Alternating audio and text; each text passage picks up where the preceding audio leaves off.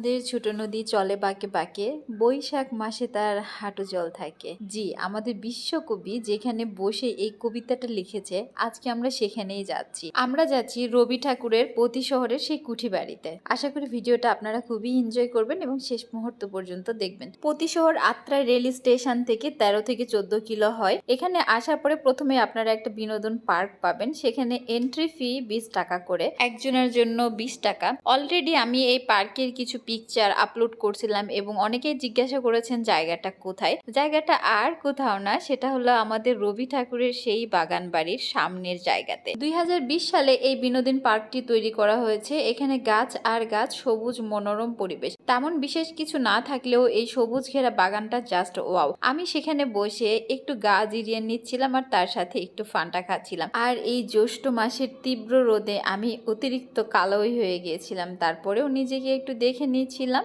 আর আমরা তখন বিনোদন পার্ক থেকে বের হয়ে যাচ্ছিলাম কুঠিবাড়ির দিকে। বিনোদন পার্কটা একদমই কুঠিবাড়ির সামনে, আর ঠিক এখানকার ভিউটা এমন, মেন রাস্তা দিয়ে আপনার একটা ডাল রাস্তা আসছে আর তার সোজা চলে গেলে কুঠিবাড়ি পাওয়া যায়। এখানে আসার সাথে সাথে আপনারা বুঝে যাবেন আর এইটাই হলো মেন ফটক। বাট আমরা যখন আসছি তখন বাজে 1টা বা 2টার কাছাকাছি। সেই মুহূর্তে এটা বন্ধ ছিল এবং লেখা ছিল নামাজের বিরতি। যদি ভিতরটা খোলা থাকতো তাহলে ভিতরে যা কিছু আছে সেই আদি আমলের জিনিসগুলো আমি আপনাদেরকে দেখাতে পারতাম, কিন্তু গেট বন্ধ থাকার কারণে আমি আজকের মতো আর সেটা দেখাতে পারছি না। এবং আমার হাতে অনেক সময় ছিল না যে আমি বিকাল পর্যন্ত এখানে থাকবো এবং পরে এই ভিউটা ধরবো। আমাকে সেখান থেকে খুব তাড়াতাড়ি চলে আসতে হয়েছে। তাই ভিতরে কি আছে এই সব কিছু না হইলেও বাহিরেরটা কেমন এতটুকুন আমি আপনাদের সাথে তুলে ধরতে পারি। এইটা ঠিক সেই কুঠি বাড়ির পাশে বাগান, তার সাথে একটা পুকুর। পুকুরের পানিও কি সবুজ হয়? এই পুকুরের পানি একদম গাঢ় সবুজ। আমি এরকম পানি কখনো দেখি নাই। আর আমি সবার সাথে অনেক কথা বলি, তাই এই মানুষগুলোর সাথেও খুব মিশছিলাম এবং সেই বাগান বাড়িতে দাঁড়িয়ে কিছুক্ষণ ভালো মুহূর্ত কাটাচ্ছিলাম। আমরা এখনকার মানুষরা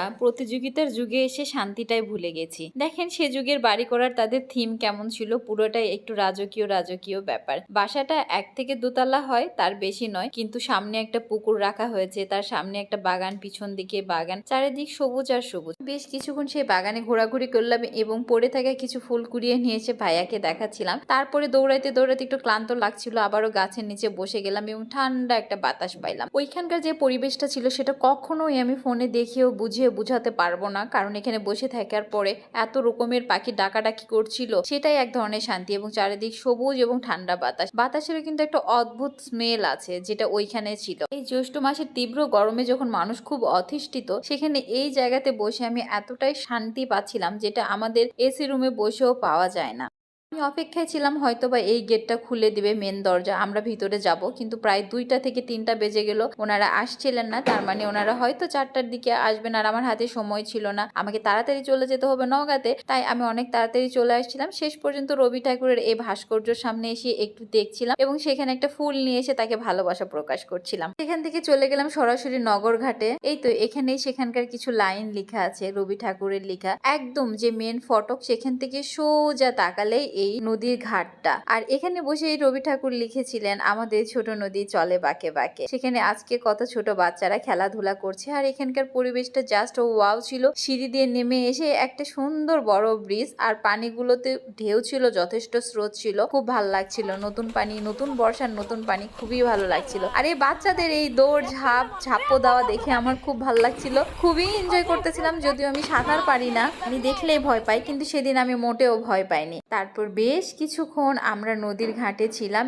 এবং এই বাচ্চাদের দুষ্টামিগুলো দেখছিলাম। নদীর পানিতে আমি একটু পা ধুয়ে নিলাম, ন্যাচারাল পেডিকিওর। এদের মন অনেক বড়। আমি ওই স্যান্ডেলটা পরে বলছিলাম, এই স্যান্ডেল নিয়ে চলে গেলাম, এটা কার? বলছে নিয়ে চলে যান। আসলেই তাদের মন মানসিকতা অনেক বড়। আর এখানকার যে সিঁড়িঘাটটা, এটা দেখতে এমনটা অনেক বড়। সেই সময় তাদের চিন্তা ভাবনা কত রুচিশীল ছিল। একদম মেন গেটে সোজাসুজি ছিল এই নগর ঘাটটা। বিনোদন পার্ক দেখার পরে রবি ঠাকুরের কুঠি বাড়ি দেখা এবং সেখানকার পুকুর বাগান ঘাটগুলো দেখার পরে, তার ভাস্কর্যের পরে নদীর ঘাট দেখার পর আর কিছু ছিল না। সেখান থেকে আমরা বের হয়ে আসলাম, একটা ভ্যান নিয়ে চলে যাব।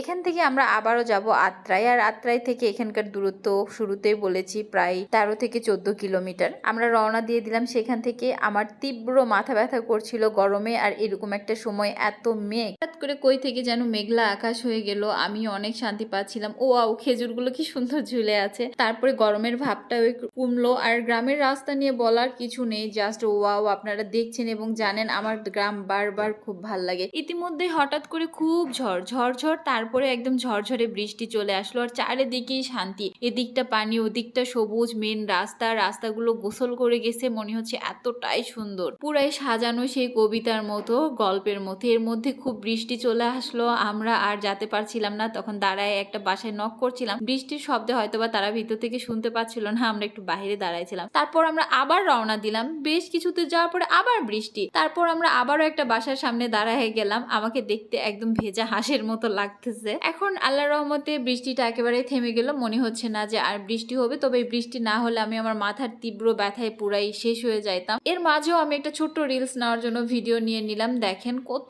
সুন্দর লাগছে, পুরো রাস্তা একদম ভিজে নতুন হয়ে গেছে। ফাইনালি আমরা চলে আসলাম আত্রাই স্টেশনের এখানে, বাট সেই সময় কোনো আর ট্রেন ছিল না। রাজ্জাক ভাইয়া আমাকে বলছিল, না আপু ট্রেনে যেতে হবে না, সিএনজি করে চলে যান, আর সিএনজি ভাড়াটাও ভাইয়া দিয়ে দিছে। আর এই মানুষটাই আজকে আমাদেরকে পুরো শহর ঘুরিয়ে দেখাইছে, ওনাদের গ্রামে কোথায় কি আছে। এবং আত্রাই মেন শহর বাজার নিয়ে আমার আরো একটা ভিডিও আছে, সেটা আমি পরে আপলোড করে দিব। আজকে শুধু রবি ঠাকুরের কুঠি বাড়িটাই দেখালাম। আর thank you so much Razzak ভাইয়া, আপনি আপনার পুরো শহরটা আমাদেরকে যতটুকু সময় দিয়ে ঘুরিয়ে দেখাইছেন। এত ব্যস্ত একটা মানুষ কখনোই ভাবিনি আমাকে এতটা সময় দিবেন। আর রাজ্জাক ভাই আমার পূর্ব পরিচিত কেউ না, ফেসবুক থেকেই তার সাথে আমার পরিচয়। তিনি বলেন তিনি আমার অনেক বড় একটা ফ্যান, বারবার যেতে বলেন। তার আমন্ত্রণে আমি গিয়েছিলাম আত্রাই এবং পুরো শহর তিনি আমাকে ঘুরে দেখাইছেন। থ্যাংক ইউ সো মাচ ভাইয়া, আপনার আপ্যায়নে আমরা মুগ্ধ। ইনশাআল্লাহ আবারও দেখা হবে। আজকের ভিডিও এত পর্যন্তই, আল্লাহ হাফিজ।